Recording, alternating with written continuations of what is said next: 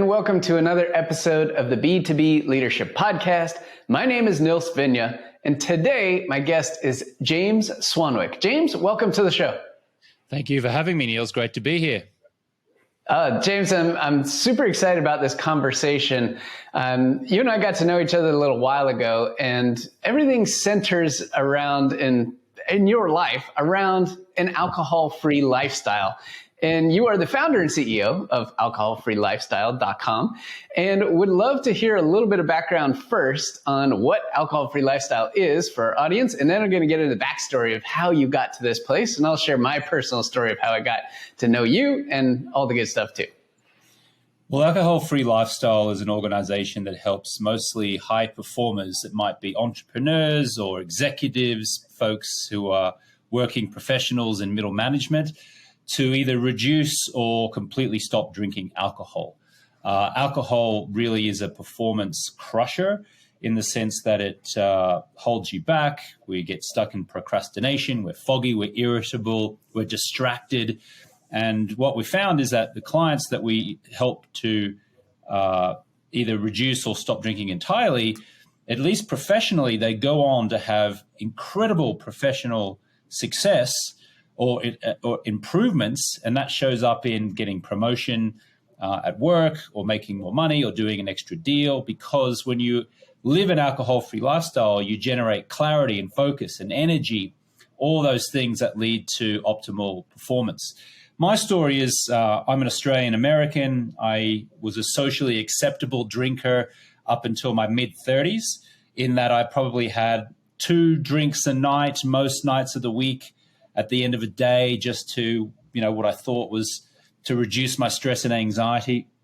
And then I got to about age 35, and I realized that nightly habit of 2, sometimes 3 drinks a night was leaving me irritable, foggy, compromising my sleep. I put on some weight, and I was just feeling blah, like a 6 out of 10, 6.5 out of 10.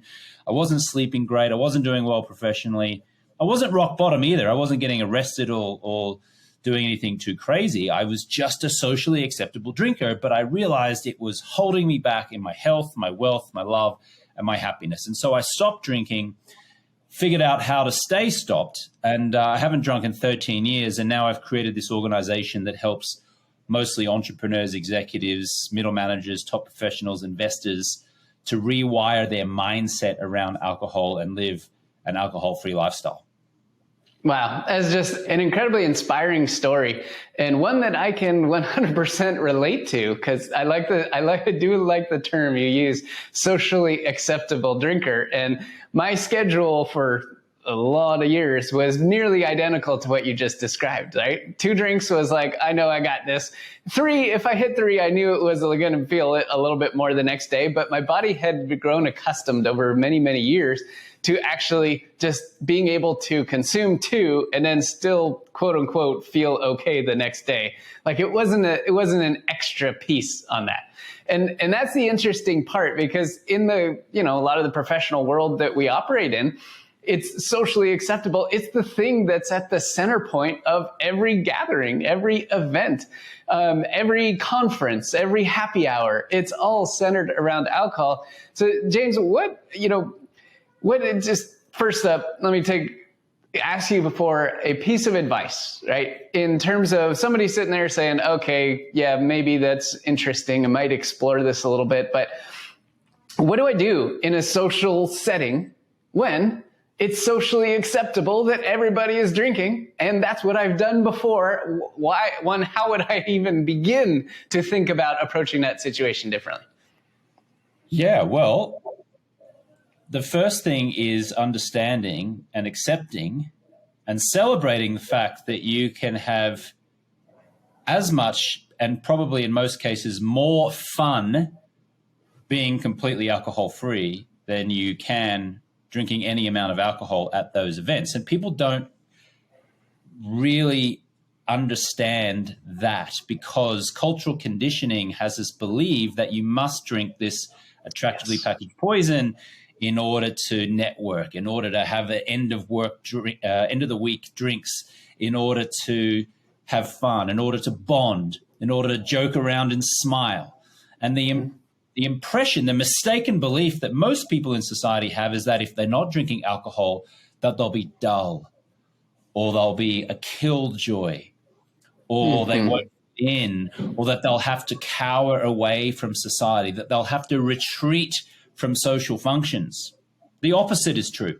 The opposite is you run towards social functions where there is alcohol and where there are many people drinking alcohol, and you just choose to be alcohol-free, and you're more present and you're more clear and you're more fun and you get more deals done, certainly if you're in business, because you got that clarity and that focus. I mean, I used to go to Hollywood Hills hedonistic parties with open bars, and I did it before I stopped drinking and after I stopped drinking. And I had so much more fun when I wasn't drinking.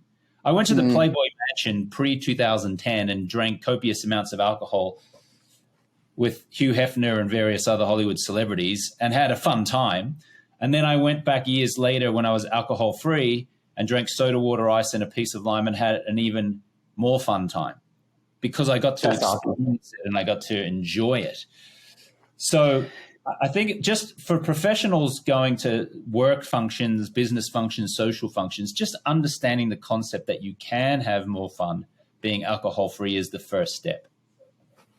That's wonderful and an incredible story and perfect on the Playboy Mansion. You went in two different modes, full on party alcohol mode and full on opposite. And the opposite was actually more fun. So a little while ago, I shared on social media and to my email subscriber list, my personal journey over the last year.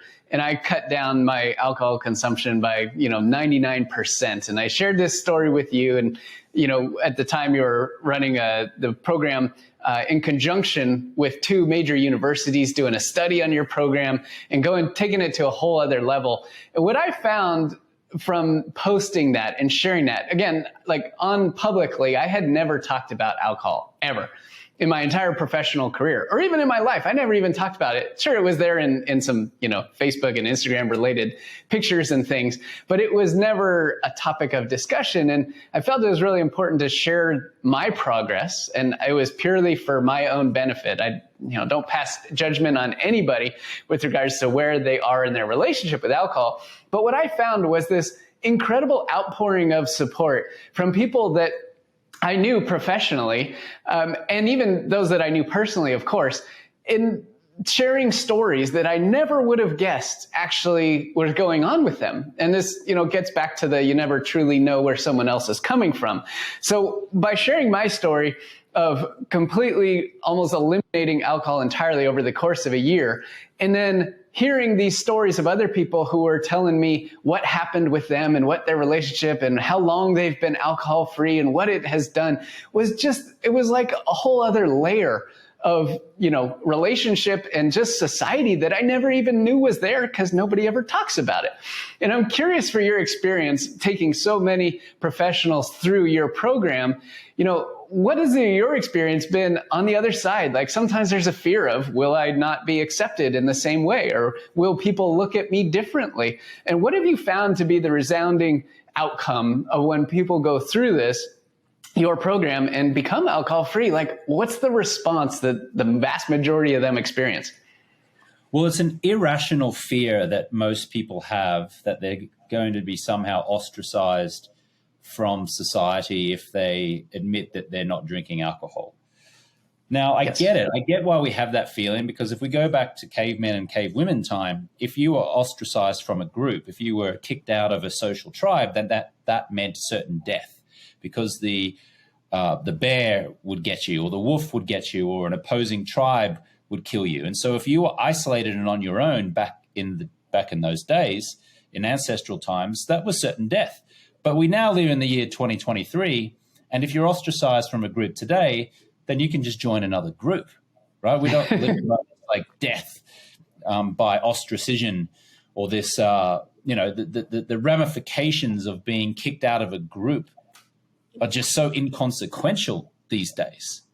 So I get it. Instinctively, I understand the fear. However, the reality is that nobody really cares that you're not drinking. Nobody cares because everyone's worried about themselves.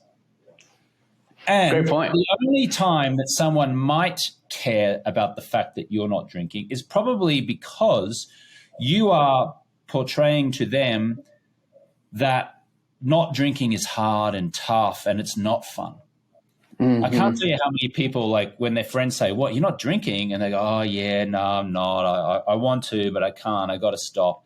And so all of a sudden you're unconsciously and consciously displaying with your body language and your tonality that under normal circumstances you would choose to consume this attractively packaged poison, but you can't because it's bad for you. I wish I could, but I can't, right? And then, of course, the people that you're with, they care that you're not drinking because now you're not fun. You're not fun to be around. You don't look like you're having fun because you're not drinking. It looks like you're white-knuckling it. It looks like you're trying really hard. You wish you could drink, but you can't. I wouldn't want to be around that person either, quite frankly. Yeah, no.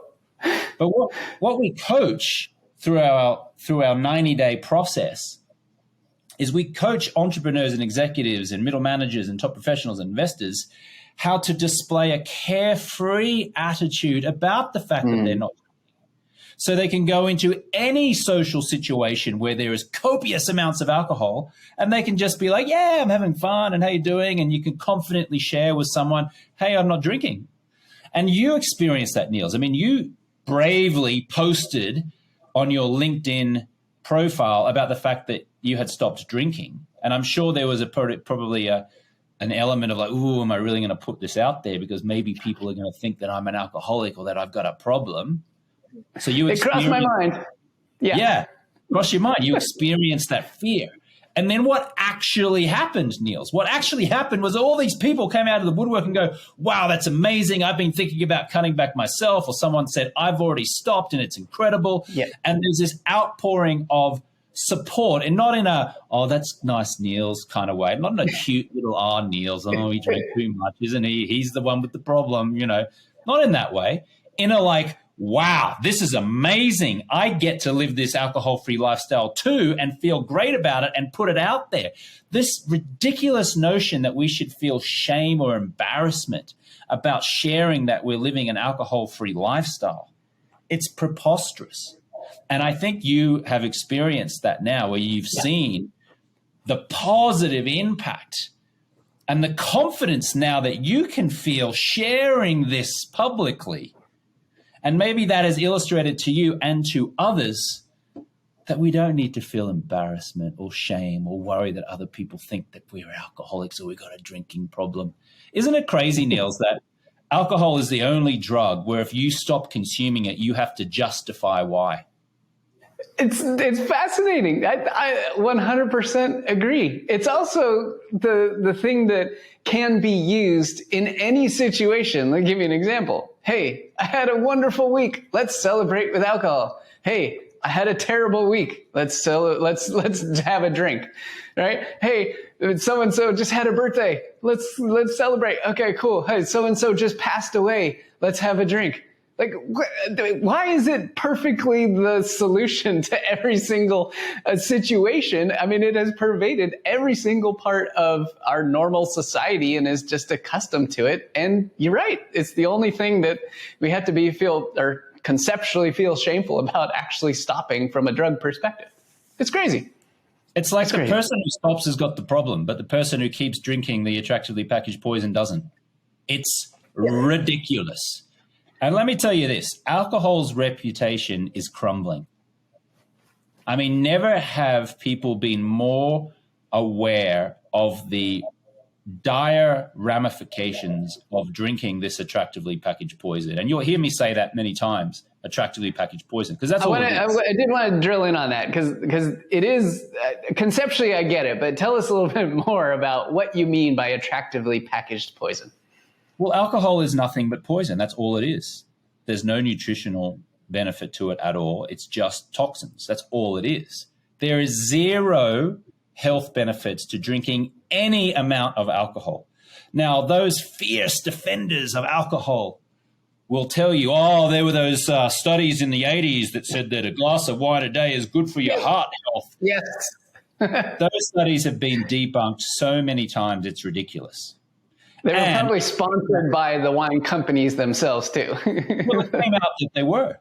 That's exactly what happened. The people who were funding these studies, it came out were actually the people who were producing the alcohol that wanted you to buy it, right? But we live in the year 2023. So many more studies have come out now just proving undeniably, definitively, that alcohol is nothing but a poison, nothing but toxins, put in a very, very attractive bottle, marketed in a very, very sexy and attractive way, and designed to create the illusion that it is a necessity for romance or for relaxation or for bonding or for networking or for fun. The reality is that it increases the likelihood of cancer, of diabetes. It generates unwanted weight gain. It compromises our sleep. It ages us. It causes irritability, fogginess, distraction, procrastination. There is not any amount of alcohol that is good for you. The American Cancer Association came out and advised 0 alcohol is best to reduce your chances of cancer. It's just rubbish. It's just, there's nothing good about it at all. Yet we live in this society where it is glorified, where we bow down to it, we worship at the altar of alcohol, and damn it, it's going to stop. And I suspect that in 2 decades from now, we are going to look back on alcohol with the same level of a disdain that we currently do cigarettes. That's how quickly the cultural attitudes towards drinking are changing. And that's how quickly new evidence is coming out to support what I'm saying, which is that alcohol is completely unhealthy for you. Wow. Okay. 2 decades from now, that would be an amazing 180 on what we do today with alcohol, to look at it like cigarettes. Cause I remember those days, growing up when cigarettes were normal. Thankfully I never dabbled in that at all, but it was just part of everyday life. And now it is the weirdest thing to still go to certain locations and states. I was in Vegas recently. It's still legal to smoke inside of casinos. And for whatever reason. And it's weird. You walk in there and it's just like, this doesn't make any sense. How did I get transported like 30 years back in time just by walking into a casino? And maybe it'll be the same thing in a couple decades. We're thinking like, wow, the only thing served in this place is alcohol. Really? Okay. This doesn't make any sense anymore. It's strange. All right. So James, I wanted to ask you about, family history and hereditary and genes. And I myself, there's some history of alcoholism in my family. I knew that. I knew what had transpired in previous generations. And I always knew I was predisposed to, being more, I wouldn't say alcoholic, but more akin to going down that path. How big a role does family history and genes and just who you are and where you come from actually play in the decisions that you make to either keep doing it or not doing it? Is it a scapegoat, or is it something legit that is, within us and something very difficult to change? It's not nearly as important as people make out. And while it's not your fault if family members of yours were drinking excessively and you saw that and you grew up in that environment, and maybe you copied mum and dad's behavior or a family member's behavior, it's not your fault that happened, but it is now your responsibility to do something about it. Mm-hmm. And I think too many people in today's society are hiding behind the fact that mummy was an alcoholic and granddad was an alcoholic and granddad's granddad was an alcoholic. First of all, this word alcoholic gets branded about far too easily, in my opinion. In my view, and just disclaimer, I am not a doctor, so just take what I say with a grain of salt, okay? I'm not a doctor. However, I think millions of people are misdiagnosing themselves as an alcoholic when in reality, all they need is a few simple mind rewiring techniques to reposition alcohol in their life as something insignificant. And they can eliminate this ridiculous term alcoholic once and for all. Now, I concede that there are many people in the world who have a genetic predisposition, let's say, to certain drugs, to certain toxins, to certain digestibles. However, most people are brandishing around this word alcoholic to excuse their drinking habits. It's nonsense. And let me tell you something, AA is not serving them. AA statistically has a 7% success rate and a 93% failure rate when you judge success by becoming at least a year alcohol-free and having long-term power over your drinking habits. Multiple studies have come out and shown this. However, 7%. Wow, 7%. That seems awfully low.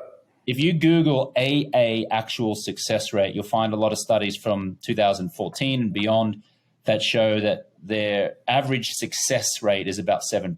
Now, AA has helped millions of people, no question, and it should be celebrated for that fact. However, it hasn't helped 10 times as many people who've attempted it.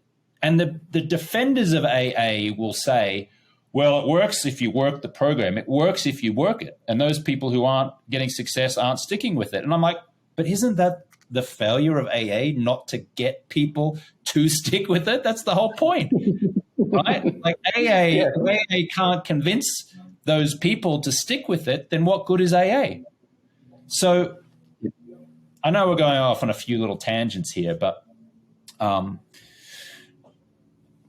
think to answer your original question around genetic predisposition, it is certainly true that some people genetically have some kind of addictive personality or a gene that makes them want, need, desire to consume certain substances, but not nearly as many as what people would have you believe. And I am confident that if people just follow a very simple process to rewire their mindset around alcohol, then they will stop this genetic chain or this family history in its tracks. I can tell you this, our process, which is a 90-day process, has a 92% success rate of getting our clients to long-term power over their drinking habits. Wow. And the difference is we use neuroscience techniques. We make it fun. We make it aspirational. We have a good time. We've borrowed a lot of modalities from people like Tony Robbins and Joe Dispenza and leadership personalities and mindset studies that have come out from reputable universities. We're not surrendering to a higher power. We're definitely not saying that we are powerless over our addiction. We're actually saying you are powerful and you can create whatever you want in life.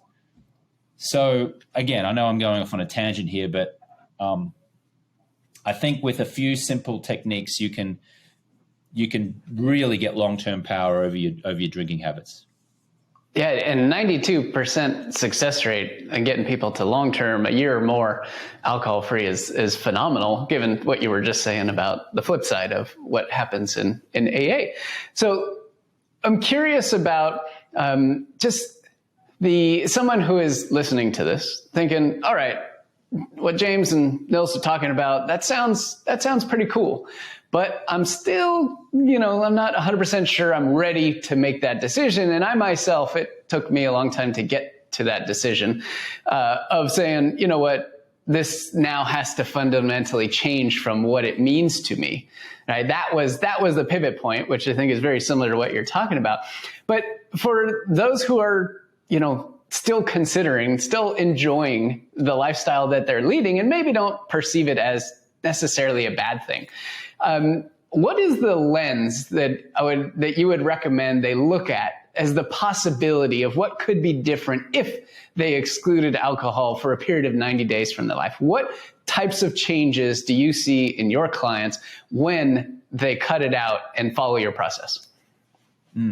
Well, first of all, let me say this. I'm not here to persuade anyone to stop drinking. I'm only here to encourage those who've already decided that they're ready to stop drinking.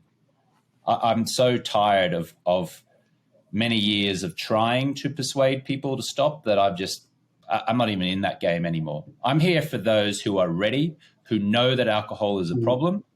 And if that is you, I'm here to support you. To answer the second part of your question, what I would say is this. And this is anecdotally and experientially, and also based on countless studies that have come out. When people stop drinking alcohol for at least 90 days, what tends to happen is that they generate more clarity, focus, energy. Their sleep improves. The quality of their relationships improve. They tend to make more money, whether they're a business owner or whether they're a working professional and they're an employee. They experience more joy and calm in their life. They have less stress, less anxiety. They tend to attract a higher caliber of friend or acquaintance or partner into their life. Those who are single who wish to engage in a romantic relationship tend to attract a much higher quality mate. Those who are in a strained marriage tend to either improve their marriage, or they candidly just draw a line in the sand and say no more, and they get a divorce. People tend to cross off items from their bucket list. We had one gentleman who's a 64-year-old gentleman named Christian who had on his bucket list sailing across the ocean for many, many years. He came through our 90-day stop drinking process and he committed to sailing across the ocean. And just recently he did that. He sailed from the west coast of Africa to the Caribbean over 17 days. I have a podcast called the Alcohol Free Lifestyle Podcast. You're welcome to go and listen to that episode over there. You just look for the episode called Christian. That's his name, Christian. And people just always start experiencing more joy in their life.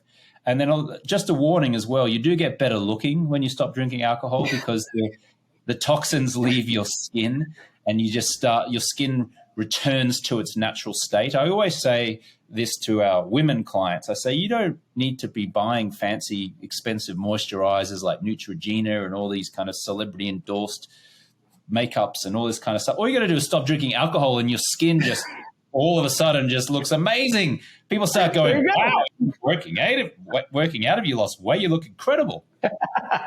That's amazing. So, yeah, that's wonderful. There's some of the benefits. And just on a financial point of view, I had one gentleman, his name's Guy, G-A-E, Gaetano from Boston, and he joined our 90-day stop drinking process. He made $250,000 more income during those 90 days from 2 additional real estate deals that he did that he credits to the fact that he was alcohol free. He said he wouldn't have done those 2 real estate deals if he was still drinking. But because he wasn't drinking and he had the clarity and the focus and the energy, I think he made like 20 more phone calls over the 90 days. And 2 of those led to deals which equated to $250,000. So stopping drinking made him $250,000 over 90 days. People don't understand that. They think, oh, I'm not really spending that much on alcohol. And maybe you're not. Maybe you might be spending between $5,000 and $10,000 on alcohol, actually purchasing the alcohol, which is still a lot. But the real financial impact is what you do not generate for yourself as a result of your drinking, or what you do generate for yourself financially because you're not drinking. Because when you've got clarity and energy and focus, you do an extra deal, you make an extra call, you're more present, you listen more. Maybe you get up a little earlier. Maybe it's not even working more or longer. Maybe it's just working better, more strategically. You can have a huge financial uptake. So again, I'm not here to persuade people to stop, but I can definitely share the experiences of those who have, and their results, without question, always are better love, better happiness, more wealth, more clarity, more enjoyment, and just an overall higher quality of life.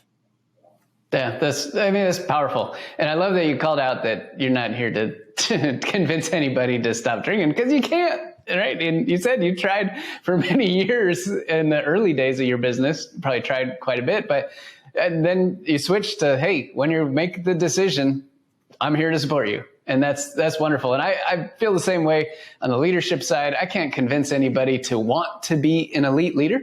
But if you make the decision that I'm going to go to town, I'm going to invest in myself, and I'm going to figure out how to be the best elite leader there is, I'm here to support you. Right? Much the same way. I think that's why we get along so well, James. All right. So on those points of the positive are just ring true for me, over the last year and a half now, almost dramatically changing my relationship with alcohol, what it means to me, the workouts that I have and the muscle that I've been able to gain now are fundamentally different than what I was doing before.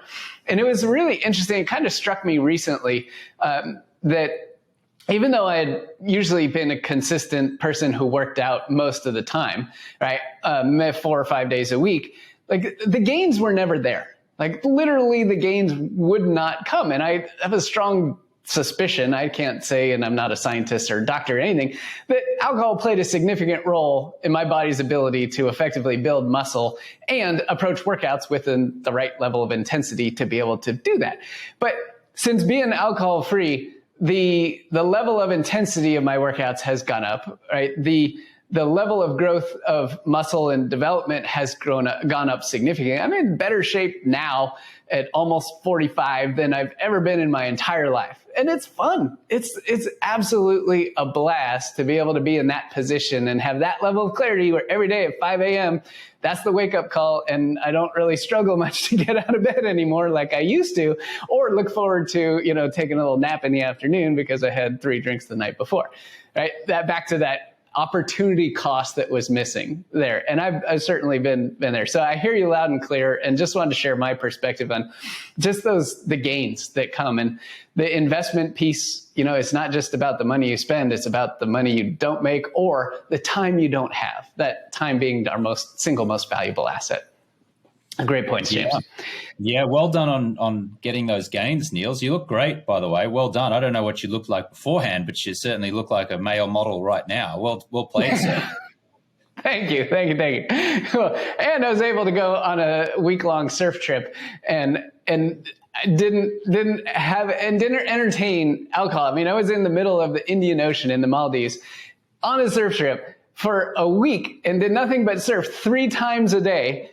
That was it. And burning thousands and thousands of calories. And I had the stamina to go through the whole thing without a hint. Like I wasn't even tired. And we were getting up at 4:30 in the morning to get in the water by sunrise. And it was unreal. I was blown away because in previous years, had I been on a trip like that, I would have been like, oh, look at this amazing place. Let's celebrate with a beer. Like, look at that sunset. It's really cool. Let's have a beer. And I just completely cut it out. And all I did was drink water the whole week. And I had a blast. It was an absolutely amazing experience. And I remember every single part of the trip, too. That was a key that I would not have done before. Transformational. I love how we say, oh, I'm going to celebrate with a drink, as if drinking attractively packaged poison is the celebration. I mean, what I took out of your story, Niels, is that everything that you were doing there is the celebration. That's how you celebrate. You're celebrating life by surfing 3 times a day, by enjoying a beautiful sunset, by sleeping really well, by waking up feeling rested, by getting out in the sun and doing things, while being in the Maldives, while running your own business, while growing muscle and having the body that you desire. That's the celebration. Yeah. Having an alcoholic drink to reward yourself for all of that, to celebrate all of that, give me a break. The celebration reward is living an outstanding life filled with clarity, energy, and all the things that light you up. But when you drink attractively packaged poison, you are compromising your quality and experience of life. The celebration is the alcohol-free lifestyle. That's the reward. That's the celebration. That's what we had to change. I mean, and again, if you're ready to make the decision, that's the change, right? And the celebration is the alcohol-free lifestyle. I love the way you put that. That's just perfect. All right, James. So where can people go to find out more about your program if they're in the position where they made the decision, they want to change, or they really enjoyed our conversation and want to learn more about you and your program? Yeah, so alcoholfreelifestyle.com is where you can find more about me and the program. We have a podcast in Apple Podcasts and on Spotify, which is called Alcohol Free Lifestyle. I'm over on Instagram and TikTok at James Swanwick, which is spelled SWANWICK. And also we have a guide. We'll give you an alcohol freedom formula guide if you like, and you can go to alcoholfreelifestyle.com/Niels, NILS, and you can grab a copy of that book. It's a digital book, and it's really like the formula that I've outlined to help you to reduce or stop drinking entirely. It's exactly the same formula that we take our clients through. So if you'd like a free version of that, you can just go to alcoholfreelifestyle.com/Niels. Perfect. James, awesome. Well, it's been wonderful to spend time with you today. Thank you so much for coming on the podcast, sharing your backstory, this incredible business that you've built, helping people who have made the decision to live an alcohol-free lifestyle, do it with passion and joy to get clarity, focus, and energy. I really appreciate your time. Thank you so much, and all the incredible work you're doing. I just love it. You're welcome, and thanks very much for having me, Niels. Appreciate you.